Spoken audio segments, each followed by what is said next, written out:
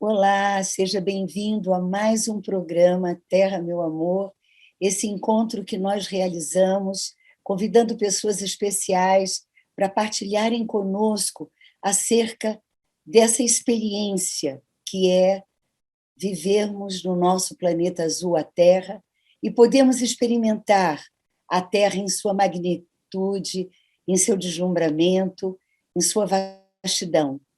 Hoje estará conosco uma pessoa muito especial, que vocês vão conhecer, Padre Elias Wolff, mas, como sempre, eu vou iniciar o nosso programa trazendo um poema e, em seguida, eu trago o nosso convidado. O poema que eu trago hoje, na verdade, é uma música, que a maioria de vocês já deve ter escutado, cantada por Caetano Veloso, nosso grande Caetano Veloso. E a música é uma elegia à natureza e à força da vida. Chama-se Luz do Sol. E o poema, música, diz assim: luz do sol, que a folha traga e traduz em verde novo, em folha, em graça, em vida, em força e em luz. Céu azul, que vem até onde os pés tocam a terra, e a terra inspira e exala seus azuis. Reza, reza o rio, córrego para o rio e o rio para o mar. Reza a correnteza, roça a beira, doura a areia. Marcha o homem sobre o chão, leva no coração uma ferida acesa. Dono do sim e do não, diante da visão da infinita beleza, finda por ferir com a mão essa delicadeza. A coisa mais querida, a glória da vida. Luz do sol, que a folha traga e traduz, em verde novo, em folha, em graça, em vida, em força e em luz.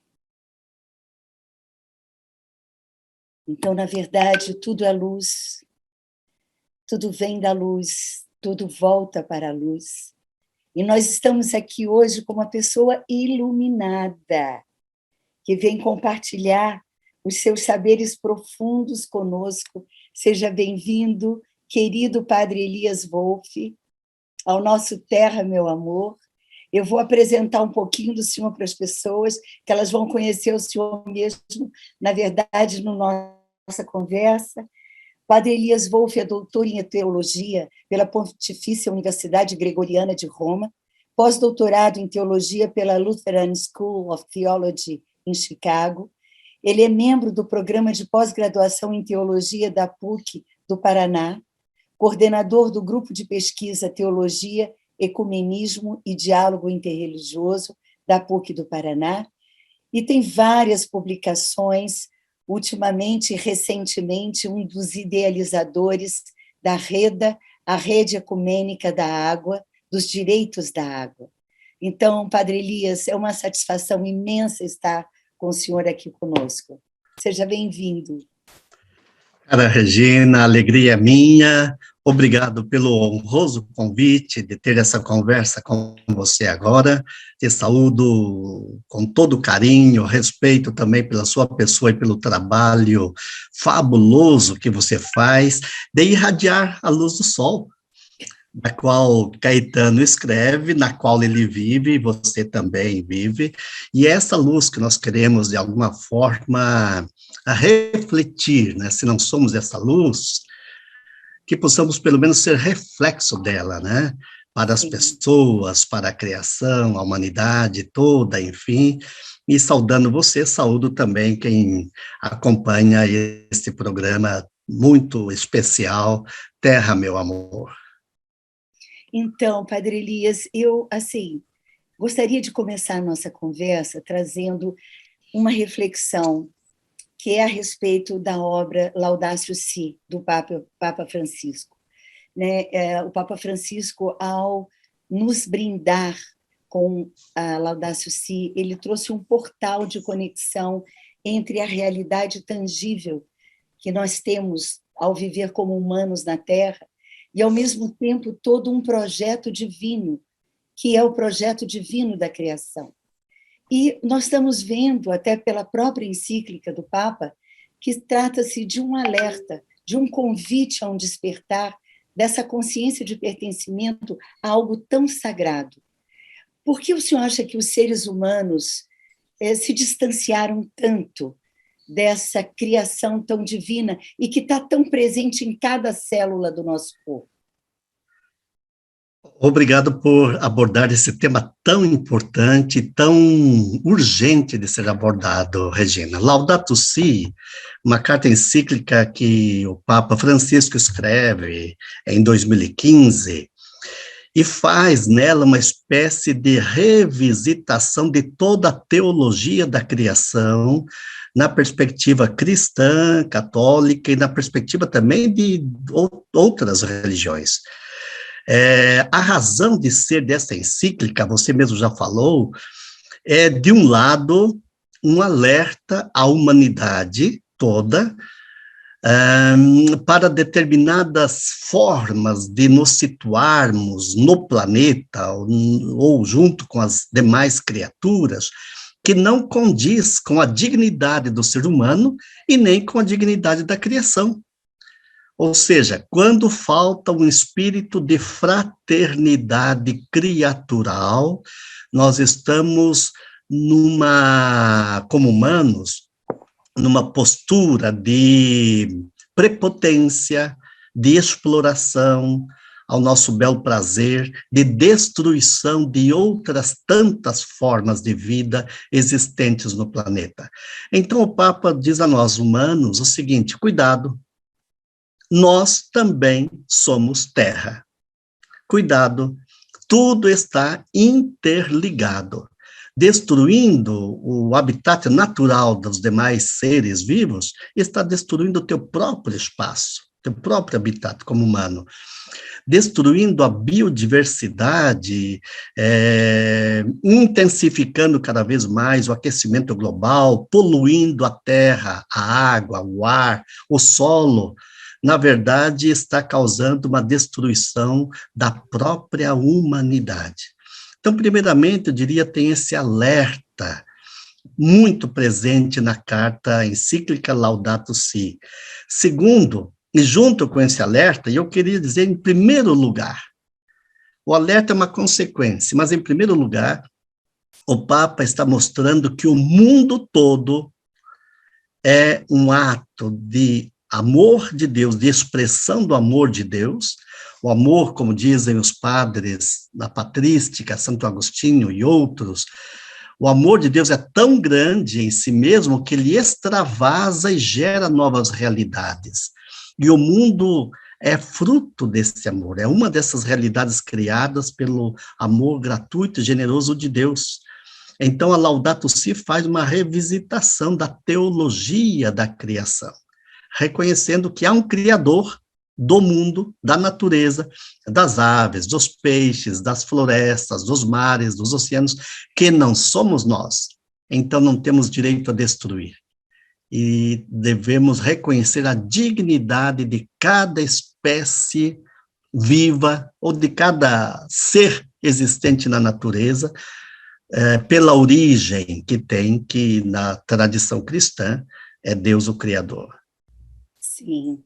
E Padre Elias, eu lembro sim, que uma das coisas que mais me toca na Laudato Si é quando ele traz assim um convite para uma ecologia integral, quando ele traz assim um novo modelo de justiça no sentido de que a gente ultrapasse uma visão fragmentada da nossa relação como humanos, nos colocando numa postura de superioridade, para uma visão de natureza onde a solidariedade, essa irmandade a que o senhor falou, né, a irmandade que Francisco já enunciava, possa aflorar uma justiça no direito à vida. O senhor poderia comentar qual é o seu entendimento? De fato, esse conceito de ecologia integral é de extrema importância, porque é mais do que assumir, vamos dizer, uma bandeira verde, para usar assim uma expressão tão comum, né? Se trata de entender que o ecos, ou a oikos, a oiki, a casa comum, exige do ser humano um cuidado do espírito, na sua dimensão transcendental, na sua dimensão de reverência para uma realidade superior, que é, eu gosto muito de uma expressão de um teólogo luterano, já falecido, Paul Tillich, que fala a preocupação última de todos nós, né? Então, uma reverência para com essa realidade final. Uma ecologia integral diz respeito também à cultura, ao modo de compreender a realidade na qual nos situamos, a linguagem, os conceitos, a cosmovisão que nós criamos do mundo onde estamos. Uma ecologia integral diz respeito às relações de justiça para com as demais pessoas, de tal ponto que, na Laudato Si, o Papa diz que ouvir o grito da terra implica ouvir o grito do pobre ou da pessoa injustiçada, e vice-versa, ouvir o clamor de uma pessoa injustiçada por qualquer motivo implica também em ouvir o grito da terra onde essa pessoa está e não tem água boa, potável para tomar, não tem um clima saudável para viver, não tem um ambiente de paz diante de situações de violência, nas qual hoje nós percebemos em várias partes do mundo, mais precisamente nesse momento de Rússia com Ucrânia. Então, uma ecologia integral é entender a realidade como um todo, né? Há várias dimensões desse todo, mas se nós descuidarmos de uma só, ou se cuidarmos apenas de algumas e descuidarmos de outras, haverá cedo ou tarde um desequilíbrio na realidade que traz consequências negativas para o conjunto, né, das manifestações de vida que aí se manifestam. Padre Elias, uma das coisas que eu acho, assim, que corrobora com o que o senhor acaba de trazer, é algo que uma vez o padre exicasta Jean-Yves Lelou, ele trouxe a respeito da relação entre o ser humano e a terra. Ele diz assim, no momento atual, nosso desafio é nos perguntarmos, consumir ou comungar? Então, assim, isso que o senhor está trazendo é um convite a uma comunhão, é um convite ao reconhecimento de que tudo se relaciona, de que tudo se interconecta, e que nós criamos uma realidade. Quer dizer, essa visão de que nós somos separados uns dos outros e que podemos exercer uma supremacia sobre os outros, isso é uma construção humana. Então, assim, essa mesma humanidade que construiu essa realidade, que gera tantas exclusões, a ponto da gente ter que escutar o grito, né, dos pobres para reconhecer que eles não têm saneamento, que eles não têm água potável, que eles não têm segurança nas casas deles, nos barrancos que acabam deslizando, despencando quando chove. Então, toda essa ética de exclusão, ela subtrai de nós esse convite a que comunguemos a vida, que a gente se una em torno dessa grande mesa, né, de amor que se oferece dia a dia para a gente, cada vez que o sol nasce. Eu gostaria que o senhor comentasse como que o senhor percebe essa dicotomia entre a comunhão e o consumismo. De fato, veja, há um compromisso comum a ser afirmado por todas as pessoas, os povos, as culturas e, de um modo particular, eu quero dizer, as tradições religiosas e espirituais, de mostrar que o bem viver implica em conviver. Não há possibilidade de pensar numa boa vida, e coloco entre aspas, de forma egoísta, egocêntrica, individualista. Nós somos relação. Sou muito estudioso de antropólogos, filósofos que trabalham o tema da relação. Destaco, sobretudo, Levinas e Martin Buber. E Buber, numa obra Eu e Tu, ele coloca que, no princípio, só existe uma coisa, a relação. Não existe mais nada. E a relação é que põe o ser. Olha como isso é importante.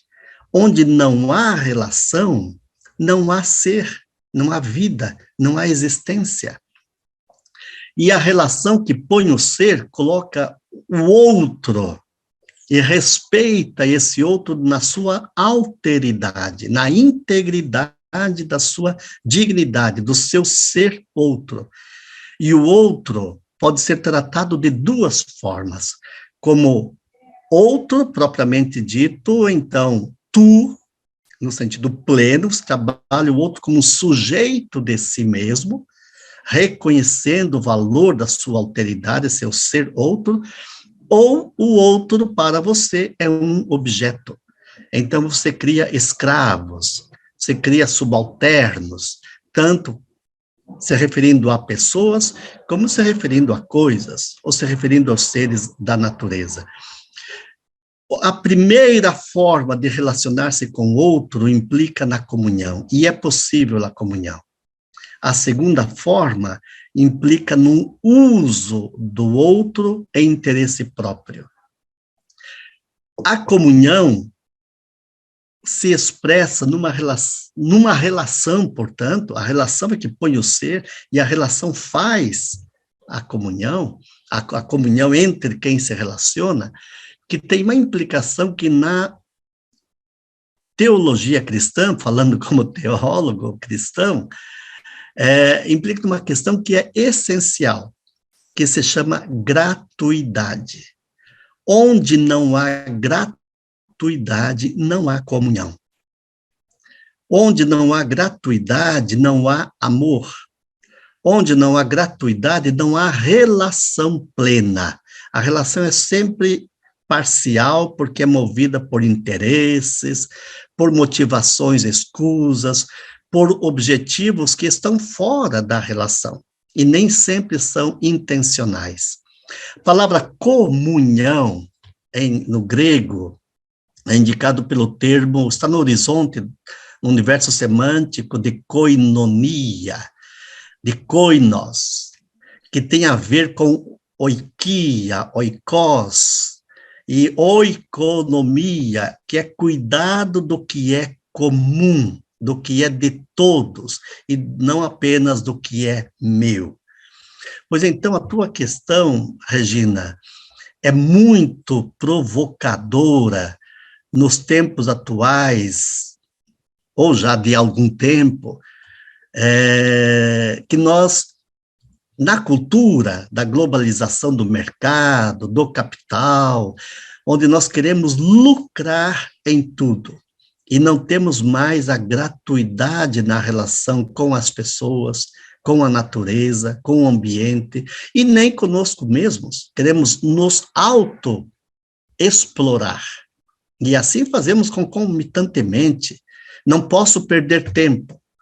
Não posso estar diante de um programa de televisão gratuito, sem querer lucrar em alguma coisa, até mesmo para aprender. Uma coisa é, de fato, você fazer o que tem que fazer, como as necessidades várias que você tem. Outra coisa é transformar cada segundo da vida numa necessidade.